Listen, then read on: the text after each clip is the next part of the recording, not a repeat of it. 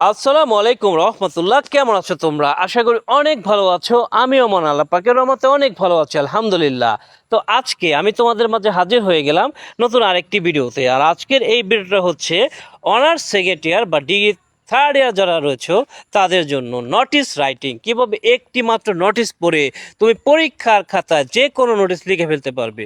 তো অবশ্যই ভিডিওটা তোমার জন্য হেল্পফুল একটা ভিডিও হতে যাচ্ছে। অবশ্যই ভিডিওটি শুরু থেকে শেষ পর্যন্ত কন্টিনিউ করো। যারা আমার চ্যানেলটি এখনও সাবস্ক্রাইব করো নাই তারা দ্রুত সাবস্ক্রাইব করে দাও, আর যারা করেছে তাদেরকে অসংখ্য ধন্যবাদ। আর হ্যাঁ, এই ভিডিওর প্রথম কমেন্টে আমার সেকেন্ড চ্যানেলের লিঙ্ক দেওয়া থাকবে, সেটা তোমরা সাবস্ক্রাইব করে দেবা। আর সেই চ্যানেলটা হচ্ছে অ্যাডমিশন এবং জব রিলেটেড। হ্যাঁ, বিভিন্ন টিপস এবং ট্রিক সেখানে শেয়ার করা হচ্ছে। তো অবশ্যই তোমরা সেই চ্যানেলটাকে সাবস্ক্রাইব করে দিবা। ওকে, চলে যাচ্ছি আজকের আলোচনায়। অনার্স সেকেন্ড ইয়ার বা ডিগ্রি থার্ড ইয়ার স্টুডেন্টসদের জন্য নোটিশ রাইটিং। দেখো, নোটিশ লিখতে গেলে এখানে তুমি স্ক্রিনে যেরকম দেখতে পাচ্ছ ঠিক এই রকম করে তোমাকে নোটিশটা লিখতে হবে। অবশ্যই এরকম করেই লিখবা, ঠিক আছে? ফরম্যাটটা ভালো করে খেয়াল করে দেখো যে ঠিক এইভাবে যেভাবে আছে ঠিক এরকম করে তোমাকে নোটিশটা পরীক্ষার খাতায় কিন্তু লিখে ফেলতে হবে। ওকে, আচ্ছা, এখন দেখো এই নোটিশ নিয়ে বিস্তারিত আলাপ করা যাক। হ্যাঁ, অবশ্যই শুরু থেকে শেষ পর্যন্ত কন্টিনিউ করো। ওকে, দেখো এখানে নোটিশ, এখানে লেখা আছে নোটিশ। তুমি এখানে নোটিশ কথাটা লিখবা। লেখার পরে নোটিশ সাধারণত কিসের জন্য হয়ে থাকে? কোনো শিক্ষার প্রতিষ্ঠানের জন্য হয়ে থাকে বা কোনো প্রতিষ্ঠানের জন্য হয়ে থাকে। হ্যাঁ, সেটা কোনো চাকরির যে প্রতিষ্ঠানগুলো আছে সেগুলোর জন্য নোটিশ কিন্তু হয়, কিন্তু নর্মালি শিক্ষা প্রতিষ্ঠানের জন্য আসলে কি নোটিশ হয়। তো যেই প্রতিষ্ঠানের জন্য নোটিশ সেটার নামটা তুমি জাস্ট দিয়ে দাও। যেমন এখানে আছে কি lion Nazrul Islam degree college. তো এরকম একটা প্রতিষ্ঠানের নাম দিবা যেই প্রতিষ্ঠানের জন্য, যে প্রতিষ্ঠান থেকে নোটিশটা দেওয়া হচ্ছে। এরপরে কি অ্যাড্রেসটা দিতে হবে। যেমন এখানে দেওয়া হচ্ছে ছোট বাসালিয়া টাঙ্গাইল, ছোট বাসালিয়া টাঙ্গাইল। তো তুমি এখানে একটা গ্রামের নাম দিবা, তারপরে জাস্ট জেলার নামটা দিয়ে দিবা, তাহলেই চলবে। এরপরে একটু নিচে যা দেখো কি আছে, যে রেফারেন্স রয়েছে। এখানে রেফারেন্স হিসেবে কি দেওয়া আছে? রেফারেন্স হিসেবে দেওয়া আছে 234 এটা জাস্ট কিছুই না, জাস্ট রেফারেন্স লিখবা। হ্যাঁ, তারপরে এরকম ক্লোন দিবা, ক্লোন দেওয়ার পরে লিখবা 234 বা এরকম একটা নাম্বার 3 ডিজিটের। এরপরে তুমি স্ল্যাশ দিবা, স্ল্যাশ দেওয়ার পরে তুমি যে প্রতিষ্ঠান, এই প্রতিষ্ঠানের নামটা সংক্ষেপে লিখবা। অর্থাৎ এখানে lion Nazrul Islam degree college, সেই নামটা সংক্ষেপে লিখবা। যেমন LNDC, lion Nazrul Islam degree college, ঠিক আছে? এরপর আবার স্ল্যাশ, এখানে কি দিবা? সাল বসায় দিবা, সাল বসায় দিবা। এখানে 2024 এটা দিবা। হ্যাঁ, যখন যে সাল চলবে তখন সেই সাল দিতে হবে। আচ্ছা, এরপর হচ্ছে ডেট। হ্যাঁ, নোটিশটা আসলে দেওয়া হয় কোন দিন? যে উপলক্ষে নোটিশ তার আগের দিন। তো এখানে একটা ডেট দেওয়া হয়েছে, এখানে ডেট দেওয়া হয়েছে 20/2/24, তাই তো? ওকে, আচ্ছা, এখন দেখো নিচ থেকে ফরম্যাটটা শুরু হইলো যে this is the notice for the students teachers and all of the stuffs that. তো যদি শিক্ষা প্রতিষ্ঠানের জন্য নোটিশটা হয়ে থাকে তাহলে সেক্ষেত্রে তোমাকে এরকম করে লিখতে হবে যে this is the notice for the students teachers and all of the stuffs that. আচ্ছা, এখন যদি শিক্ষা প্রতিষ্ঠানের জন্য নোটিশটা না হয়ে থাকে তাহলে সেই ক্ষেত্রে তোমাকে কি করতে হবে? This is the notice for the all of the stuffs that. ঠিক আছে, this is the notice for all of the stuffs that, এইটুক লিখতে হবে। ঠিক আছে, লেখার পরে এইখানে দেখো কিছু অংশ ফাঁকা রয়েছে, তার মানে এইখানে তোমাকে কিছু একটা ডেসক্রিপশন লিখতে হবে। এখানে দেখো কে ফাঁকা রয়েছে, তার মানে এই জায়গাটাতে তোমার কি লিখতে হবে? ডেসক্রিপশন লিখতে হবে, বর্ণনা দিতে হবে।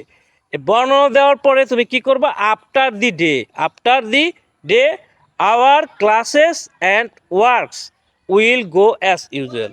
After the day our classes and works will go as usual. এখন এখানে কথা হচ্ছে কোম্পানির জন্য যদি নোটিশ হয়ে থাকে, হ্যাঁ, তাহলে তো সেই ক্ষেত্রে সেখানে তো ক্লাস নেওয়া হয় না, তাহলে সেক্ষেত্রে কী করতে হবে? সেক্ষেত্রে অবশ্যই কী করবা?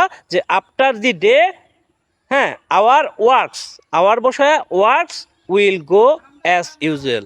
এরপরে কি করবা? এরপরে জাস্ট এখানে ডান পাশে, অবশ্যই কোন পাশে হতে হবে? ডান পাশে।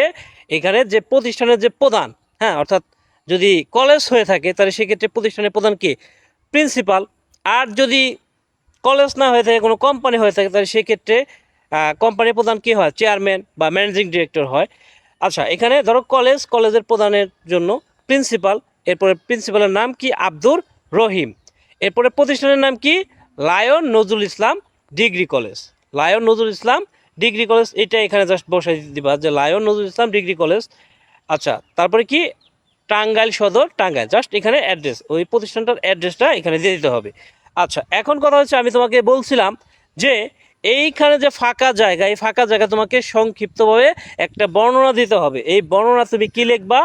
দেখো, যদি তোমার কোনো সেলিব্রেশন রিলেটেড হয়ে থাকে বা প্রোগ্রাম, অনুষ্ঠান, মানে কোনো অনুষ্ঠান উদযাপন করা উপলক্ষে যদি তোমাকে নোটিশটা দেওয়া হয়, যেমন 21শে ফেব্রুয়ারি উদযাপন, 26শে মার্চ উদযাপন, বা কলেজের কোনো প্রোগ্রাম উদযাপন, এইগুলো যদি মানে উদযাপন রিলেটেড হয়ে থাকে, তাহলে সেক্ষেত্রে এই ডেসক্রিপশনটা বসায় দিবা যে we are going to celebrate, আমরা উদযাপন করতে যাচ্ছি।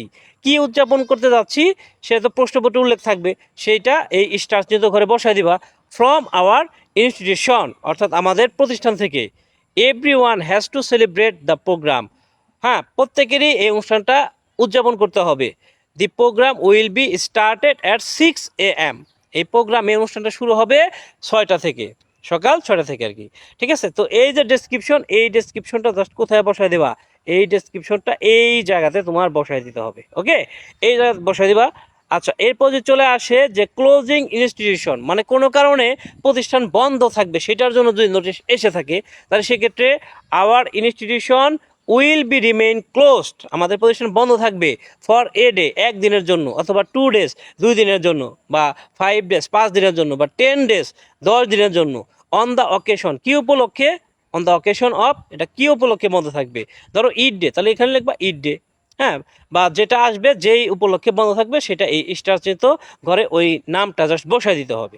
এরপর ধরো যে পিকনিক বা স্টাডি ট্যুর চলে আসলো, তাহলে পিকনিক বা স্টাডি ট্যুরের জন্য কি লিখবা? যে we are going to do picnic বা study tour from our institution. ঠিক আছে, we are going to do picnic বা study tour from our institution, অর্থাৎ আমরা আমাদের প্রতিষ্ঠান থেকে পিকনিক বা শিক্ষা সফর করতে যাচ্ছি। হ্যাঁ, টুমোরো অ্যাট 8 AM, আগামীকাল সকাল 8টায় our journey will be started from our institution, আমাদের প্রতিষ্ঠান থেকে আমাদের ভ্রমণটা শুরু হবে। So all must come in just time, তাই প্রত্যেকেই সঠিক সময়ে আসবেন। তো এইটা হচ্ছে পিকনিক বা স্টাডি ট্যুর। এর আগেটা ছিল ক্লোজিং ইনস্টিটিউশন, প্রতিষ্ঠান বন্ধ হয়ে যাওয়ার কোনো কারণে, বা সেলিব্রেশন বা প্রোগ্রাম, মানে কোনো অনুষ্ঠান উদযাপন করা উপলক্ষে। তো যে কোনো বিষয় নিয়ে কিন্তু কি আসতে পারে? নোটিশ আসতে পারে। তো এইখানে জাস্ট সবগুলা ক্ষেত্রেই তুমি এই নোটিশটা লিখতে পারবা।